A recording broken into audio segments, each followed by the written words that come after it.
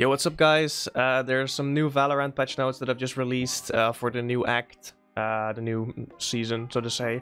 And it features some really big changes. I'm really excited because I can finally get back to playing fucking YORU. That guy has been like my favorite agent ever since I started playing him, and I just unlocked him in the beginning. But I just haven't touched him in a while because I just wanted to wait till the new changes really dropped. So I can finally start to play him again. There's also some agent updates that I really want to get into, so let's just dive right into it. Alright, and as you guys can see, we are here on the Valorant website with the new patch notes. And it is the start of Valorant Episode 4 Act 2. And that will go live today. But for me, that'll be like 2 AM somewhere, like midnight. It fucking sucks. I have to wait an entire day because I'm not gonna stay awake for that. So tomorrow, for me, I can play fucking YORU. And it's going to be great, and I'm going to love every single second of it. But there's also some pretty good overall changes that I really want to get into. So as you can see here, a promised YORU overhaul, a reshaping of the controller role, which is also, well, I mean, you know, we've been in a kind of controller meta for a while now, so I'm interested to see what this will be about. And a renovation to Icebox, which I'm also pretty excited because, well, Icebox just needed some changes. That's I think anyone can agree on that. So, agent updates improve the system used to place abilities at targeted ground location. This update should make it easier to find valid placement locations in tight spaces. I can't say I've had too much issue with this, but there have been a couple of instances where I would use Omen's Shrouded Step and it would just not go to, you know, where I was aiming. So I'm glad that they actually focused on this. And, well, there's also Viper Spit, Chamber's Trademark and Rendezvous, Killjoy abilities, Gate Crash, and Barrier Orb. So we'll see how that plays out. Omen. Oh boy, where to even start? This guy, I loved playing him, but he's just not in a good spot right now. He's super weak compared to every other controller, so I really hope that they did some good shit with him. So his dark cover, his smoke, its cooldown is decreased from 40 to 30, which is great. The cost is increased by only 50, I mean, that's reasonable. And the projectile speed is increased from 2800 to 6400. That's gonna be huge, because his fucking smokes would take 5 minutes to set up. If you were to play on, like, you know, split on A, and you wanted to smoke, like, mid, for example, to help your team, it would just take 5 minutes to fucking travel, and then, you know, it would be, the fight would be over before the smoke could even land, so that was great. Shrouded Step, his teleport, cost decreased, and the pre-teleport decreased from 1 second to 0.7 seconds. It's just a nice little buff to his, you know, his fucking, you know, like it's... which now appears faster. And his Paranoia, his Blind, added forward spawn offset so players adjacent to Omen are not hit. That's actually pretty nice, because there were some instances where, you know, you wanted to blind in front of your team, but your team was like this close to you or in front of you, and then you would just fucking blind your entire team, which, well, I mean, could also be your own fault, but this just makes it a little bit easier for Omen players, you know?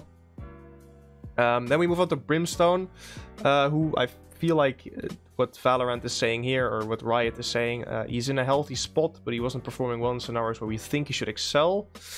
So his smoke deploy time is decreased from 2 to 1 second, which I guess is pretty nice. His deploy radius is increased. Yeah, I mean, that's also great, because his smokes were just way too fucking small compared to the other controllers. And his smoke height increased to match other controllers, which I guess is good. I'm gonna be curious to see how this will play out, because when he gets updated, you know, and people who don't know about this will just fucking over peak angles or something similar, like we'll just fucking bum rush in. Yeah, I'm interested to see how that's gonna go. Then we move on to Astra, who has been way too fucking overpowered for the longest time now. And I think anyone can agree with me. So, as you can see here, these stars have been reduced from 5 to 4. The cooldown on retrieving a star increased from 14 to 25, which is pretty big. Astra can now pick up place stars during the buy phase to refund their charge immediately. I mean, that should have just been a thing, like, right from the get-go. And the max distance of star placement increased from 10,000 to 30,000 to allow her to place stars across the furthest corners of the map. Okay, but wasn't the whole problem of her that she could, you know, place shit globally? I guess this is just to balance out, like, her huge amount of nerfs that she's getting. So, in a way, I could see that this little buff here is needed to, you know, even it out a little bit. The Gravity Well. Cooldown increased from 25 to 45. That's pretty big. The Gravity Well size is also decreased, and the Gravity Well no longer affects anyone fully underneath it. Her Nova Pulse. Cooldown increased from 25 to 45 also. And the Nova Pulse no longer affects anyone fully underneath it. The Nebula is also increased cooldown from 14 to 25. Nebula cooldowns are now sequential instead of simultaneous. That's pretty, yeah, I feel like that could help. But the size has been increased from 410 to 475 to balance it out a little. Okay, then in her astral form, I guess these are just some quality of life updates. While in astral form, pings are no longer blocked by level geometry. I mean, that's just a nice little buff, little quality of life. Astra's targeting ring in astral form is reduced to one ring that reflects the now unified size of all her utility. Her targeting ring no longer randomly disappears when aiming across some map locations. Increase the speed of the overlay that covers Astra's screen when transitioning. Fair.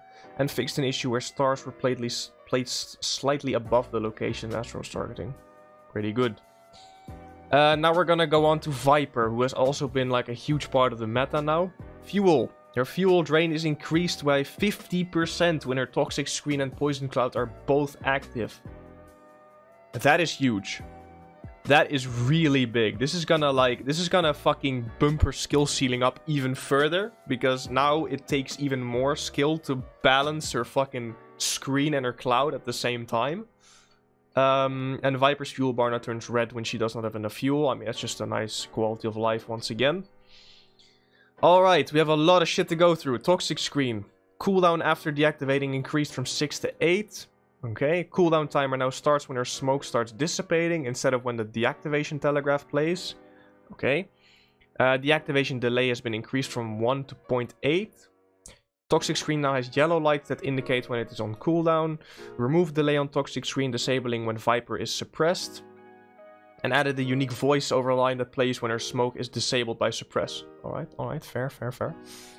Her cloud cooldown after deactivating increased from 6 to 8. Cooldown timer now starts when her smoke starts dissipating. That's the same as with the screen. This is also the same. The Poison Orb now has a yellow light. Remove delay on Poison Orb. It's the same. It's just the same. Like, these two basically have the exact same nerfs and buffs and whatever you want to call them. And her Snake Bite duration has been decreased from 6.5 to 5.5, which is a pretty big nerf. I mean, that fucking second could mean a lot of difference. So overall, I feel like Viper would still have like an essential role in games, but it's just going to be really difficult to play her now. Like, before these nerfs, anyone could pick a Viper. It would just been, you know, easy. I don't want to say easy because it's a pretty difficult agent.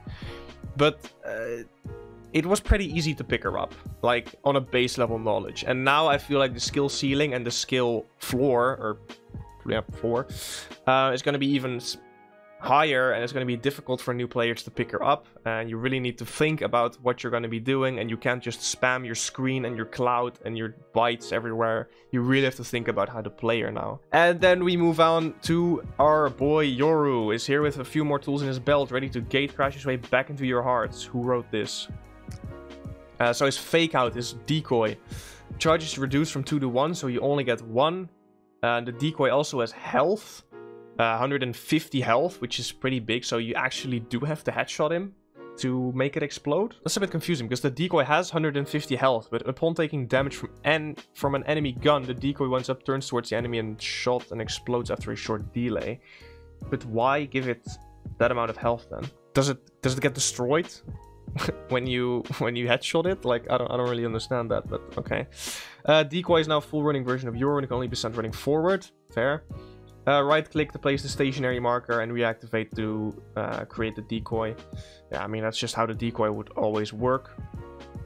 Enemies within the cone are flashed, so that's gonna be great. I really wanna see Red and Ethos and Ziptie go at it and fucking absolutely destroy Radiance with this new Yoru and these fake outs that are just gonna be a menace to deal with. That's gonna be so fucking great.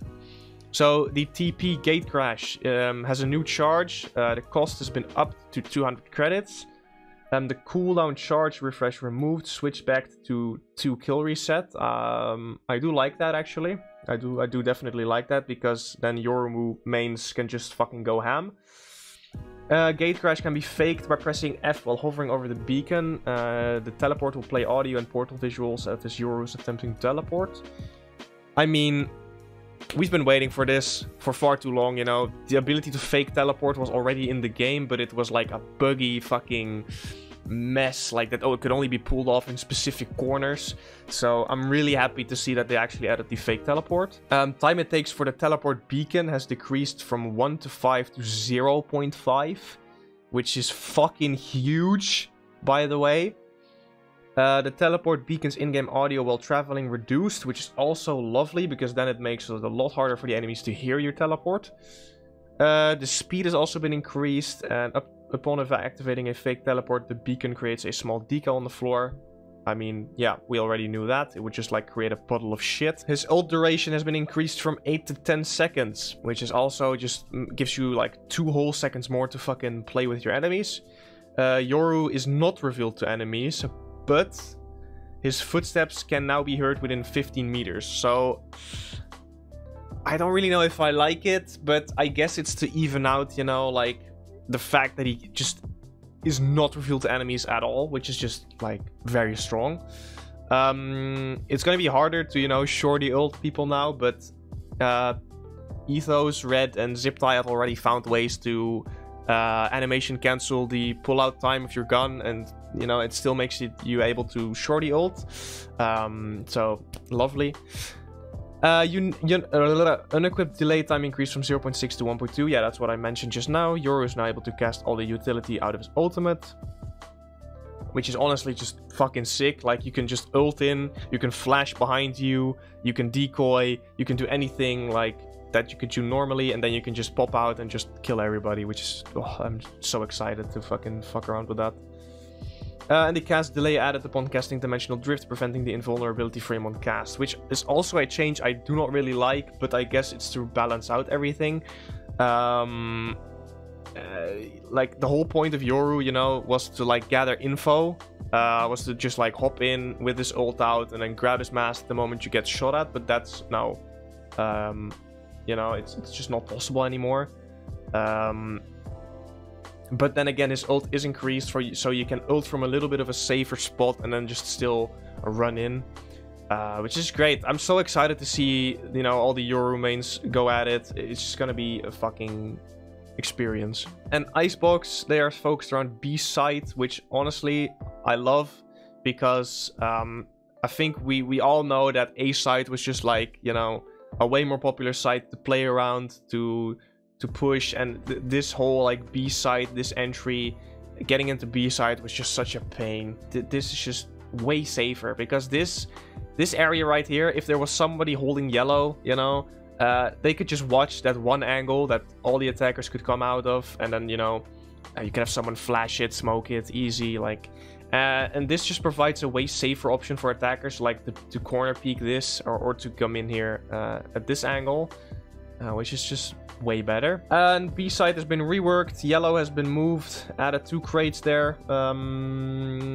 As players have settled into Icebox, we've noticed a lot of rounds revolve around anchoring down behind yellow. That is pretty much how B is played. This change should allow yellow to retain some power while adding more value to holding space on the actual site. Yeah, I do really like this change. I do actually really like it. And I'm so fucking happy that this goddamn box here is finally fucking gone, because that was like the epitome of B-site. You know, you would have a sage wall off here and then just plant there and hope to God that everything would go right. And now there's like a lot more site to actually play around. It's just great. It looks so much better too. It just looks way better. And I can imagine that it would just play better as well. There's a lot more visual like space here in the crate as well, so you can see people easier. But it also makes it a little bit easier for the defenders to, you know, peek that and then defend it from up there, because only this and this was just like such a pain to hold. And the building in B back, or like Snowman, has been closed off. We want to encourage attackers to push further and hold more space. Closing off this building should allow players to better anchor themselves on Snowman. That's actually a really good point, because, you know, usually you would just be able to get pushed from here or here, and you would have to sit here at Snowman, you know, just like chilling. You could just get pushed from a lot of different angles. And mid, the ramp has been simplified and narrowed. Smokes will now fully cover boiler.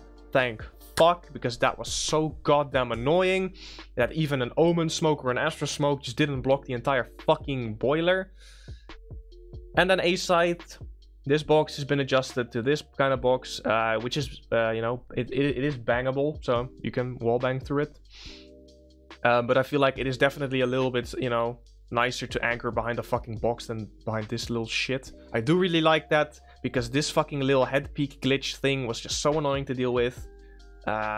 Which just, you know, it's just great. The trigger, Astra Planet, fixed the bug revive stocks, you know, the fixed YORU gate crash icon strung up in a big, blah, blah, blah.